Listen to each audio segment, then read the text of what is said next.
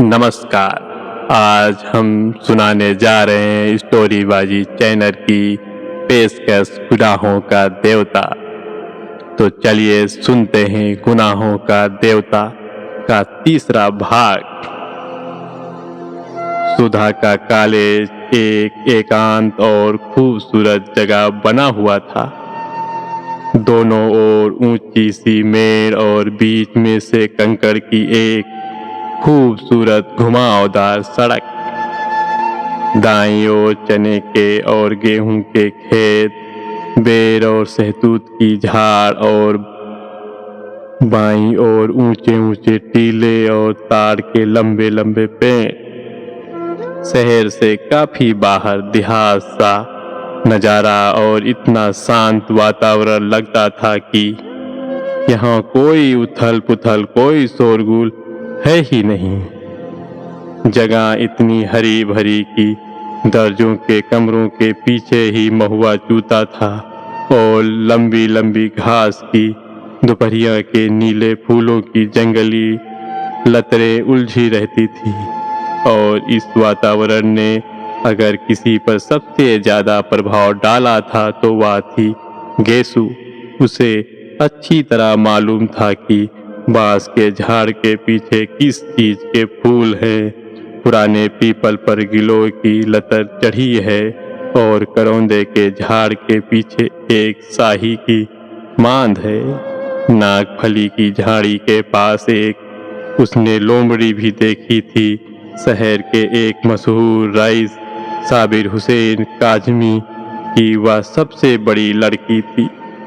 उसकी माँ, जिन्हें उसके पिता अदन से ब्याह कर लाए थे, शहर की मशहूर शायरा थी।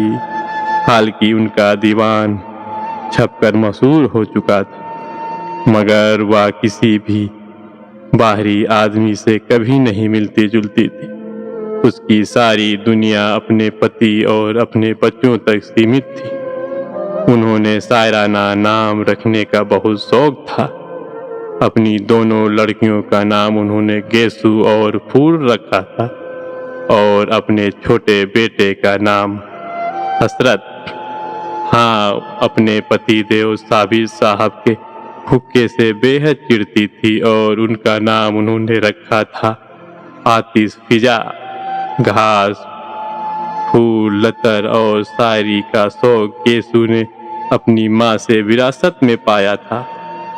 किस्मत से उसका कॉलेज भी ऐसी मिला जिसमें दर्जे की लड़कियों से आम की शाखें झांका करती थी। इसीलिए हमेशा जब कभी मौका मिलता था, क्लास से भागकर गेसु घास पर लेटकर सपने देखने की आदी हो गई थी।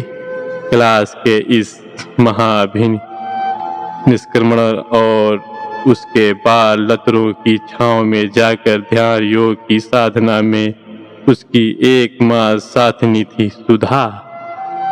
आम की घनी छां में हरी हरी धूप में दोनों सिर के नीचे हाथ रखकर लेटे रहती थी और दुनिया भर की बातें करती। बातों में छोटी से छोटी और बड़ी सी बड़ी किस तरह की बातें करती थी, या वही समझ सकता था। जिन्होंने कभी दो अभिन्न सहेलियों की एकांत वार्ता सुनी हो। गालिब की शायरी से लेकर उनके छोटे भाई हसरत ने एक कुत्ता का पिल्ला पाला है, या गेसु सुनाया करती थी। और सर्त के उपन्यासों से लेकर यहाँ की उसकी मालिन ने गिलट का कड़ा बनवाया है, या सुधा बताया करती थी। दोनों अपने अपने मन की बातें एक दूसरे को बता डालती थी और जितना भावुक, प्यारा, अनजान और सुकुमार दोनों का मन था, उतनी ही भावुक और सुकुमार दोनों की बातें। हाँ, भावुक सुकुमार दोनों ही थी, लेकिन दोनों में एक अंतर था। गेसु शायर होते हुए भी इस दुनिया की थी और सुधा शायर न होते हुए भी कल्पना लोक की थी। गेसु अगर झाड़ियों में से कुछ फूल चुनती तो उन्हें सूंघती, उन्हें अपनी चोटी में सजाती और उन पर चंद शेर कहने के बाद भी उन्हें माला में पिरोकर अपनी कलाई में लपेट लेती। सुधा लतरों के बीच में सिर रखकर लेट जाती और निर्मेष पलकों से फूलों को देखती रहती और आंखों से ना जाने क्या पीकर उन्हें उन्हीं की डालों पर फूलता हुआ छोड़ देती। गेसु हर चीज का उचित इस्तेमाल जानती थी। किसी भी चीज को पसंद करने या प्यार करने के बाद अब उसका क्या उपयोग है, क्रियात्मक यथार्थ जीवन में उसका क्या स्थान है, यह गेसु खूब समझती थी। लेकिन सुधा किसी भी फूल के जादू में बच जाना चाहती थी, उसी की कल्पना में डूब जाना चाहती थी। लेकिन उसके बाद सुधा को कुछ नहीं मालूम था। गेसु की कल्पना और भावुक सूक्ष्मता शायरी में व्यक्त हो जाती थी, अतः उसकी जिंदगी में काफी व्यवहारिकता और यथार्थ था। लेकिन सुधा जो शायरी लिख नहीं सकती थी, अपने स्वभाव और गठन में खुद ही एक मासूम शायरी बन गई थी। वह भी पिछले 2 सालों में से सचमुच ही इतनी गंभीर, सुकुमार और भावनामयी बन गई थी कि लगता था कि सुर के गीतों से उसके व्यक्तित्व के रेशे बुन गए हैं। लड़कियां गेसु और सुधा के इस स्वभाव और उसकी भिन्नता से वाकिफ थी और इसलिए जब आज सुधा की मोटर आकर साइबान में रुकी और उसमें से सुधा और गेसु हाथ में फाइल लिए उतरी तो कामनी ने हंस के प्रभा से कहा, लो चंदा सूरज की जोड़ी आ गई। सुधा ने सुन लिया, मुस्कुराकर गेसु की ओर फिर कामनी और प्रभा की ओर देखकर हंसी। सुधा बहुत कम बोलती थी, लेकिन उसकी हंसी ने उसे खुशमिजाज साबिर कर रखा था और वह सभी की प्यारी थी। प्रभा ने आकर सुधा से गले में बांह डालकर कहा, गेसु बानो, थोड़ी देर के लिए सुधा रानी को हमें दे दो, जरा कल के नोट्स उतारने हैं, इनसे पूछकर। गेसु हंसकर बोली, उसके पापा से तय कर ले, फिर तू जिंदगी भर सुधा को पाल पोस, मुझे क्या करना। जब सुधा प्रभा के साथ चली गई तो गेसु ने कामनी के कंधे पर हाथ रखकर कहा, कम्मो रानी, अब तो तुम ही हमारे हिस्से में पड़ी हो, आओ चलो देखे लतर में कुंदरू हैं। कुंदरू तो नहीं, अब चने का खेत हरिया आया है। कम्मो बोली, क्रिया विज्ञान का पीरियड था और मिस उमाल कर पढ़ा रही थी। बीच की कतार की एक बेंच पर कामनी, प्रभा, गेसु और सुधा बैठी थी। हिस्सा बांट अभी तक कायम था, अतः कामनी ने बगल में गेसु, गेसु के बगल में प्रभा, प्रभा के बाद बेंच के कोने पर सुधा बैठी थी। मिस उमाल कर रोगियों के खान पान के बारे में समझा रही थी। मेज के बगल में खड़ी हुई, हाथ में एक किताब लिए हुए उसी पर निगाह लगाए वह बोलती जा रही थी। शायद अंग्रेजी की किताब में जो कुछ लिखा हुआ था उसी का हिंदी में उल्था करते हुए बोलती जा रही थी। आलू एक नुकसानदेह तरकारी है, रोग की हालत में वह शुष्क होता है, गर्म होता है और हजम मुश्किल से होता है। सहसा गेसु ने एकदम बीच में पूछा, गुरुजी, गांधी जी आलू खाते हैं या नहीं? सभी हंस पड़े। मिस उमालकर ने बहुत गुस्से से गेसु की ओर देखा, डांट कर कहा, why talk on Gandhi? I want no political discuss in class. Gandhi से क्या मतलब? मैं दर्जे में राजनीतिक बहस नहीं चाहती। इस पर तो सभी लड़कियों की दबी हुई हंसी फूट पड़ी। मिस उमालकर झल्ला गई और मेज पर किताब पटकते हुए बोली, खामोश, अभी चुप हो गए। सभी चुप हो गए। उन्होंने फिर पढ़ना शुरू किया। जिगर के रोगियों के लिए हरी तरकारियां बहुत फायदेमंद होती हैं। लौकी, पालक और हर किस्म के हरे साग तंदुरुस्ती के लिए बहुत फायदेमंद होते हैं। सहसा प्रभा ने कुहनी मारकर गेसु से कहा, ले फिर क्या है, निकाल चने का हरा साग खा खा कर मोटे हो, मिस उमाल करके घंटे में। गेसु ने अपने कुर्ते की जेब से बहुत सा साग निकाल कर कामनी और प्रभा को दिया। मिस उमाल कर अब शक्कर में हानि लाभ बता रही थी। लंबे रोग के बाद रोगी को शक्कर कम लेनी चाहिए। दूध या साबूदाने में ताड़ की मिश्री मिलाकर ले सकते हैं। दूध तो ग्लूकोज के साथ बहुत स्वादिष्ट लगता है। इतने में जब तक सुधा के पास साग पहुंचा कि फौरन मिस उमालकर ने देख लिया। वह समझ गई यह शरारत गेसु की होगी। मिस गेसु, बीमारी की हालत में दूध काहे के साथ स्वादिष्ट लगता है। इतने में सुधा के मुंह से निकला, साग काहे के साथ खाएं? और गेसु ने कहा, नमक के साथ। नमक के साथ? मिस उमालकर ने कहा, बीमारी में दूध नमक के साथ अच्छा लगता है। खड़ी हो, कहाँ था ध्यान तुम्हारा? गेसु सन मिस उमालकर का चेहरा मारे गुस्से के लाल हो रहा था। क्या बात कर रही थी तुम? और सुधा? गेसु सन, अच्छा तुम लोग क्लास के बाहर जाओ और आज हम तुम्हारे गार्जियन को खत भेजेंगे। चलो बाहर जाओ। सुधा ने कुछ मुस्कुराते हुए प्रभा की ओर देखा और प्रभा हंस दी। गेसु ने देखा कि मिस उमालकर का पारा और भी चढ़ने वाला है तो वह चुपचाप किताब उठाकर चल दी। सुधा भी पीछे पीछे चल दी। कामिनी ने कहा, खत वत भेजती रहना सुधा। और क्या? क्लास ठहाकर हंस पड़ी। मिस उमालकर गुस्से से नीली पड़ गई। क्लास अब खत्म होगी और रजिस्टर उठाकर चल दी। गेसु अभी अंदर ही थी कि वह बाहर चली गई और उनके जरा दूर पहुंचते ही गेसु ने बड़ी अदा से कहा, बड़े बेआउरू होकर तेरे कूचे से हम निकले हैं। और सारी क्लास फिर हंसी से गूंज उठी। लड़कियां चिड़ियों की तरह फुर्र हो गई और थोड़ी देर में सुधा और गेसु बैडमिंटन फील्ड के पास वाले छतनार पाकड़ के नीचे लेटी हुई थी। बड़ी खुशनुमा दोपहरी थी। खुशबू से लदे हल्के हल्के झोंके गेसु की ओढ़नी और गरारे की सिलवटों से आँख मिचौली खेल रहे थे। आसमान में कुछ हल्के रूप हरे बादल उड़ रहे थे और जमीन पर बादलों की सांवली छाएं दौड़ रही थी।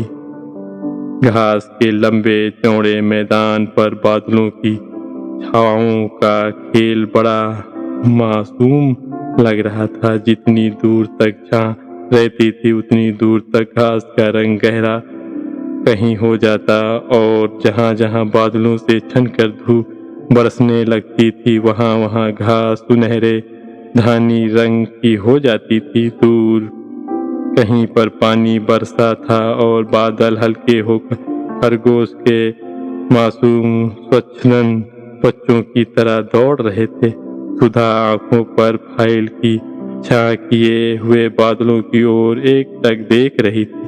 गेसु ने उसकी ओर करवट बदली और उसकी बेड़ी में लगे हुए रेशमी फीतों को उंगली में उमेरते हुए एक लंबी सी सांस भरकर कहा, बादशाहों की मुअत्तर ख्वाबगाहों में कहाँ, वाह मजा तो भीगी भीगी घास पर सोने में है।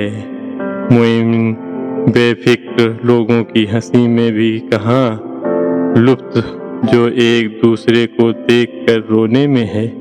सुधा ने बादलों से अपनी निगाह नहीं हटाई। बस एक करोड़ सब नीली मुस्कुराहट बिखेर कर रह गई। क्या देख रही हो सुधा? गेसु ने पूछा। बादलों को देख रही हूँ, सुधा ने बेहोश आवाज में जवाब दिया। गेसु उठी और सुधा की छाती पर सिर रख कर बोली, कैफ बरदोस बादलों को ना देख, बेखबर तू ना कुचल जाए कहीं। और सुधा के गाल में जोर की चुटकी काट ली। हाय रे, सुधा ने चीख कर कहा और उठ बैठी। वाह वाह, कितना अच्छा शेर है। किसका है? पता नहीं किसका है, गेसु बोली, लेकिन बहुत अच्छा है सुधी। आसमां के बादलों के दामन में अपने ख्वाब टांग लेना और उनके सहारे जिंदगी बसर करने का ख्वाब है तो बड़ा नाजुक मगर रानी बड़ा खतरनाक भी है। आदमी बड़ी ठोकरें खाता है, इससे तो अच्छा है कि आदमी को नाजुक ख्याली से साबिका की ही पड़ना पड़े। खाते पीते हंसते बोलते आदमी की जिंदगी कट जाए। सुधा ने अपना आंचल ठीक किया और लटों में से घास के तिनके निकालते हुए कहा, गेसु, अगर हम लोगों की भी शादी ब्याह के झंझट में न फंसना पड़े और इसी तरह दिन कटते जाएं तो कितना मजा आए। हंसते बोलते पढ़ते लिखते घास में लेटकर बादलों से प्यार करते हुए कितना अच्छा लगता है। लेकिन हम लड़कियों की जिंदगी भी क्या, मैं तो सोचती हूँ गेसु, कभी ब्याह ही ना करूँ। हमारे पापा का ध्यान कौन रखेगा? गेसु थोड़ी देर तक सुधा की आंखों में आंखें डालकर शरारत भरी निगाहों से देखती रही और मुस्कुराकर बोली, अरे अब ऐसी भोली नहीं हो तुम रानी। ये सबाब, ये उठान और ब्याह नहीं करोगी, जोगन बनोगी?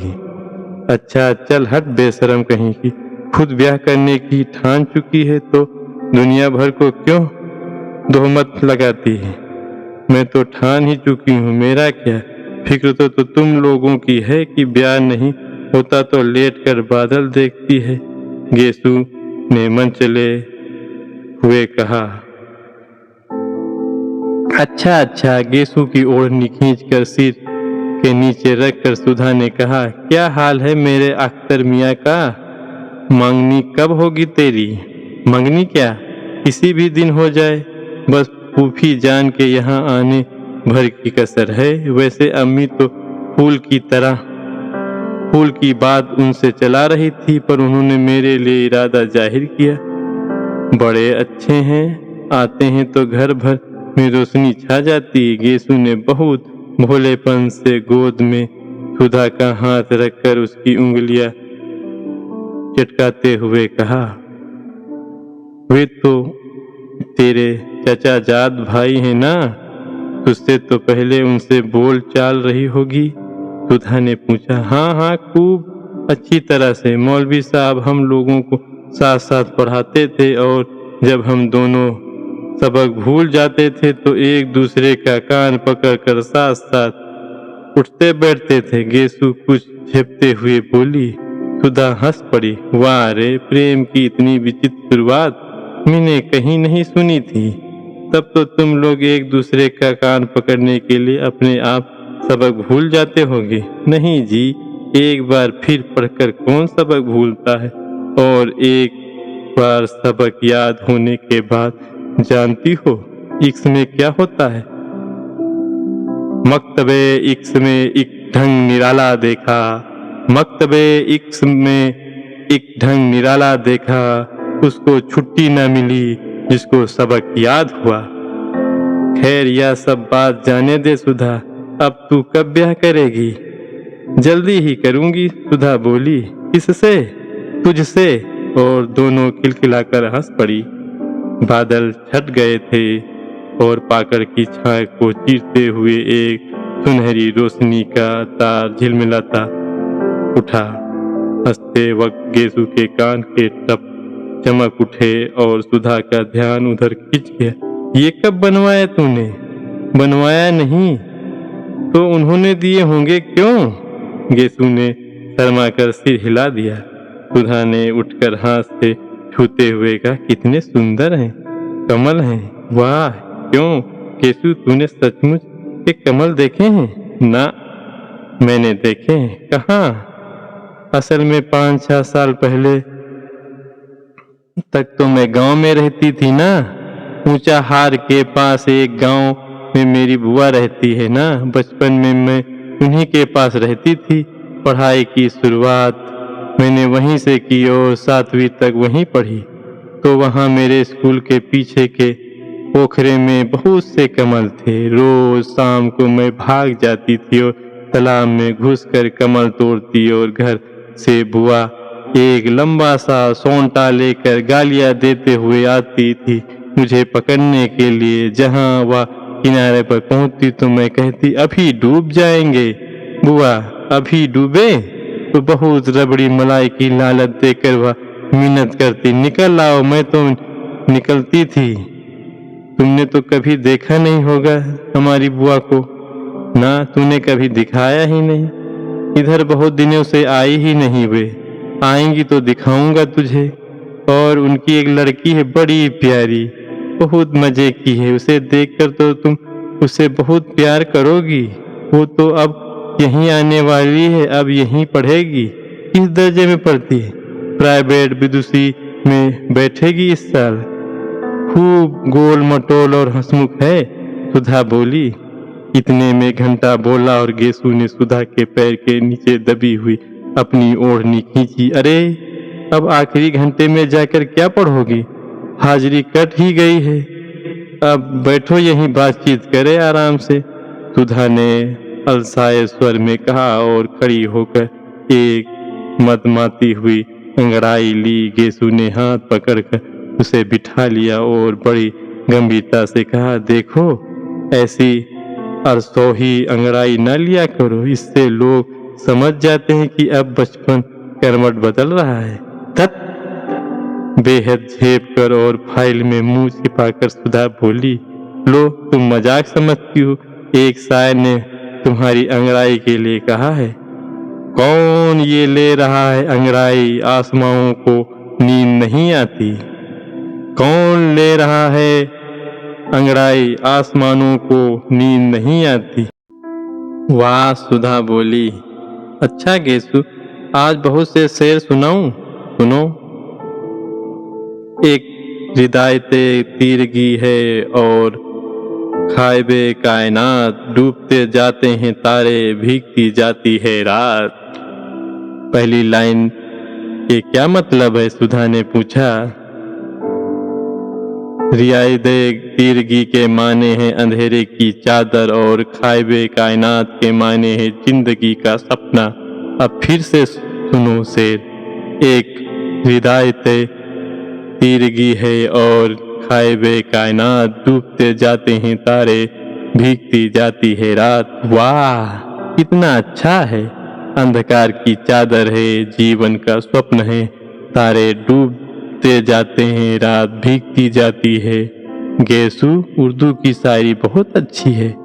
तो खुद उर्दू क्यों नहीं पढ़ लेती? गेसु ने कहा। चाहती तो बहुत हूं पर निभ नहीं रही। किसी दिन शाम को आओ सुधा, तो अम्मी जान से तुम्हें शेर सुनवाएं। या ले तेरी मोटर तो आ गई। सुधा उठी, अपनी फाइल उठाई। गेसु ने अपनी ओढ़नी झाड़ी और आगे चली। पास आकर उचक कर उसने प्रिंसिपल का रूम देखा, वह खाली था। उसने दाईं ओर खबर दी और मोटर पर बैठ गई। गेसु बाहर खड़ी थी। चल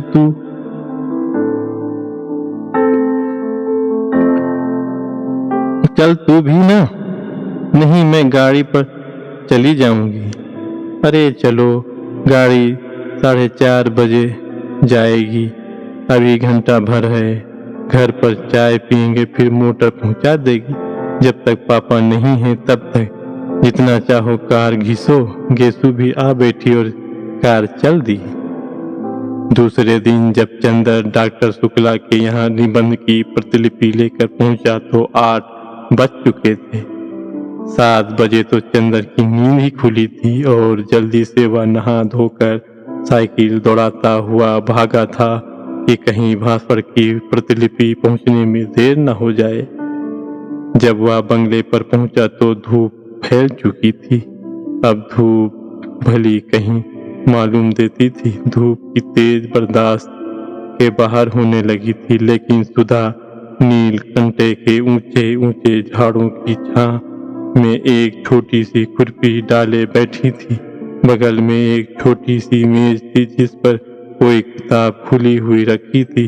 हाथ में क्रोशियां थी और उंगलियों एक नाजुक तेजी के डोरे से सुलझ रही थी। हल्के बादामी रंग की इकलाई सी लहराती हुई धोती, नारंगी और काली तिरछी धारियों का कलफ किया चुस्त ब्लाउज और एक कंधे पर उभरा हुआ उसका कफ ऐसा लग रहा था जैसे कि वहां पर कोई रंगीन तितली आकर बैठ गई हो और उसका सिर्फ एक पंख उठा हो। अभी अभी शायद नहाकर उठी थी क्योंकि शरद की खुशनुमा धूप की तरह हल्के सुनहरे बाल पीठ पर लहरा रहे थे। नील कांटे की टहनियां उनको सुनहरी लहरों समझकर अठेलिया कर रही थी। चंदर की साइकिल जब अंदर दिख पड़ी तो सुधा ने उधर देखा, लेकिन कुछ भी न कहकर फिर अपनी क्रोशियां बुनने में लग गई। चंदर सीधा पोर्टिको में गया और अपनी साइकिल रखकर भीतर चला गया। डॉक्टर शुक्ला के पास स्टडी रूम में, बैठक में, सोने के कमरे में कहीं भी डॉक्टर शुक्ला नजर नहीं आए। हार कर वह बाहर आया तो देखा मोटर अभी गैरेज में। तो वे जा कहाँ सकते हैं? और सुधा को तो देखिए क्या अकड़ी हुई है यार, जैसे चंदर को जानती ही नहीं। चंदर सुधा के पास गया। सुधा का मुंह और भी लटक गया। डॉक्टर साहब कहाँ हैं? चंदर ने पूछा। हमें क्या मालूम? सुधा ने कुर्सियों पर से बिना निगाह उठाए जवाब दिया। तो किसे मालूम होगा? चंदन ने डांटते हुए कहा। हर वक्त का मजाक हमें अच्छा नहीं लगता। काम की बात का उसी तरह जवाब देना चाहिए। उसके निबंध की लिपि देनी है या नहीं? हाँ देनी है। तो मैं क्या करूं? नहा रहे होंगे अभी। कोई ये तो है नहीं कि तुम निबंध की लिपि लाए हो तो कोई नहाए धोए ना, बस सुबह से बैठा रहे कि अब निबंध आ रहा है, अब आ रहा है। सुधा ने मुंह बनाकर आंखें नचाते हुए कहा। तो सीधे क्यों नहीं कहती कि नहा रहे हैं? चंदन ने सुधा के गुस्से पर हंसकर कहा। चंदर की हंसी पर तो सुधा का मिजाज और भी बिगड़ गया और अपनी कुर्सियां उठाकर किताब बगल में दबाकर वह उठकर अंदर चली गई। उसके उठते ही चंदर आराम से उस कुर्सी पर बैठ गया और मेज पर टांग फैलाकर बोला, आज मुझे बहुत गुस्सा चढ़ा है, खबरदार कोई बोलना मत। सुधा जाते जाते मुड़कर खड़ी हो गई। हमने क्या कह दिया चंदर? एक बार कि हमें ये सब बातें अच्छी नहीं लगती, जब देखो तुम चिढ़ाते रहते हो। सुधा ने गुस्से से कहा। नहीं चिढ़ाएंगे, नहीं तो पूजा करेंगे। तुम अपने मौके पर छोड़ देती हो। चंदन ने उसी लापरवाही से कहा। सुधा गई नहीं, वहीं घास पर बैठ गई और किताबें खोलकर पढ़ने लगी। जब 5 मिनट तक वह कुछ नहीं बोली तो चंदन ने सोचा आज बहुत कुछ गंभीर है। सुधा, उसने बड़े दुलार से पुकारा। सुधा। सुधा ने कुछ नहीं कहा मगर 2 बड़े बड़े आंसू तब से नीचे किताब पर गिर गए। अरे क्या बात है सुधा, नहीं बताओगी? कुछ नहीं, बता दो। तुम्हें हमारी कसम है। कल शाम को तुम आए नहीं। सुधा रोने आवाज में बोली। बस इस बात पर इतनी नाराज हो पागल?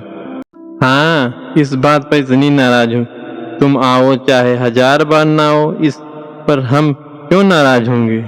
बड़े कहीं के आए, नहीं आएंगे तो जैसे हमारा घर बार नहीं है। अपने को जाने क्या समझ लिया है। सुधा ने चिढ़कर जवाब दिया। अरे तो तुम ही तो कह रही थी भाई। चंदन ने हंसकर कहा।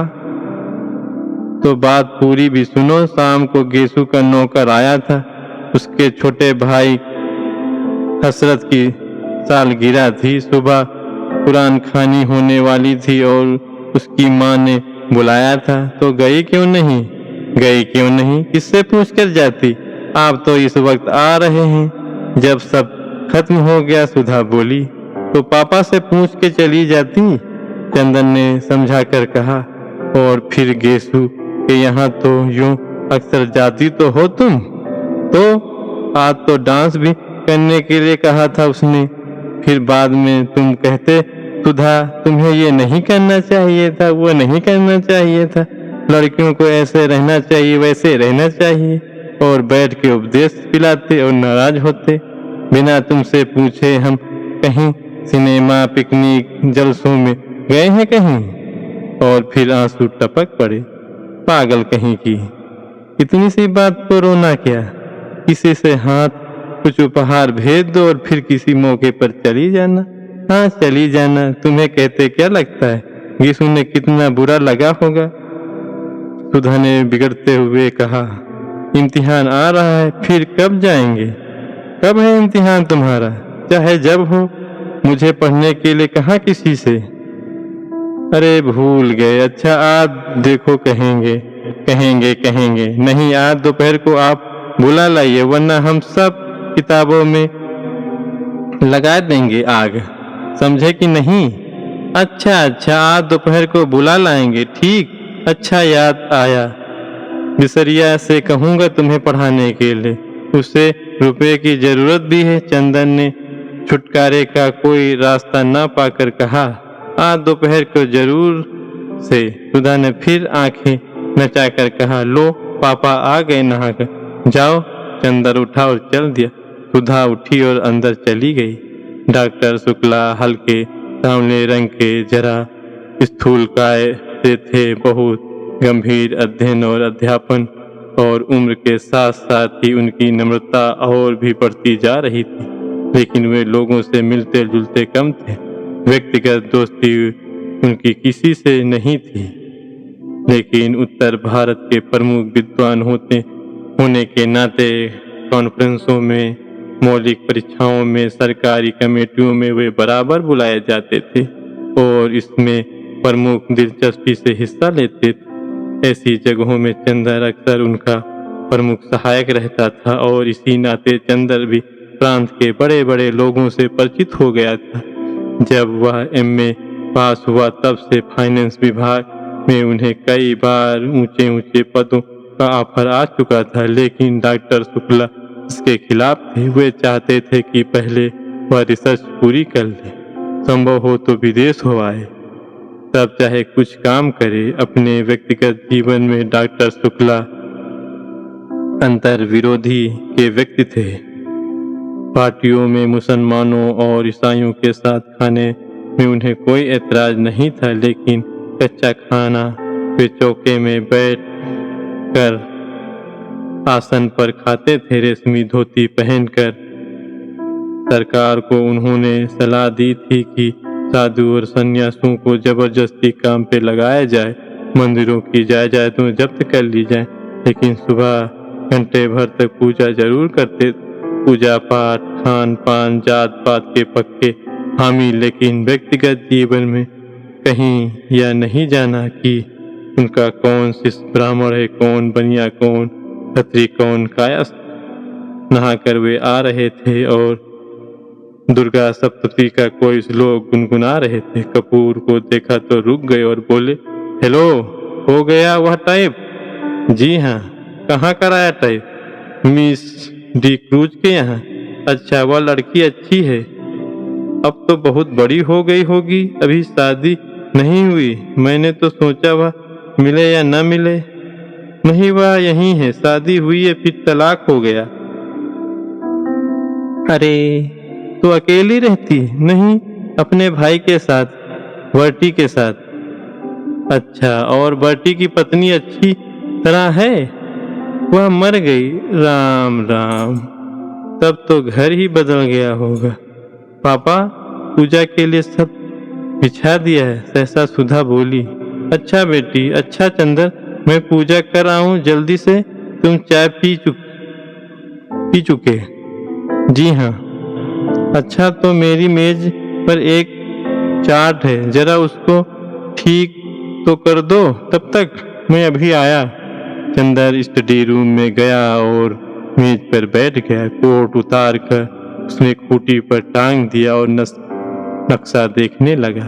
पास में एक छोटी सी चीनी की प्याली में चाइना इंक रखी थी और मेज पर पानी। उसने 2 बूंद पानी डालकर चाइना इंक घिसनी शुरू की। इतने में सुधा कमरे में दाखिल। ए सुनो, उसने चारों ओर देखकर बड़े संकीर्ण स्वरों में कहा और फिर झुककर चंदर के कान के पास मुंह लगाकर कहा, चावल की नान खटाई खाओगे? ये क्या भला है? चंदन ने इंक घिसते घिसते पूछा। बड़ी अच्छी चीज होती है, पापा को बहुत अच्छी लगती। आज हमने सुबह अपने हाथ से बनाई थी। खाओगे? सुधा ने बड़े दुलार से पूछा। ले आओ, चंदन ने कहा। ले आए हम, लो। और सुधा ने अपने आंचल में लिपटी हुई 2 नान खटाई निकाल कर मेज पे रख दी। अरे तस्तरी में क्यों नहीं लाई? सब धोती में घी लग गया, इतनी बड़ी हो गई। सहूर नहीं है जरा सा, चंदर ने बिगड़ कर कहा। छिपा करके लाए हैं, फिर ये सकरी होती है कि नहीं? चौके के बाहर कैसे लाते? तुम्हारे लिए तो लाए हैं और तुम ही बिगड़ रहे हो। अंधे को नोन दो, अंधा कहे मेरी आंख फोड़ी। सुधा ने मुंह बनाकर कहा, खाना है कि नहीं?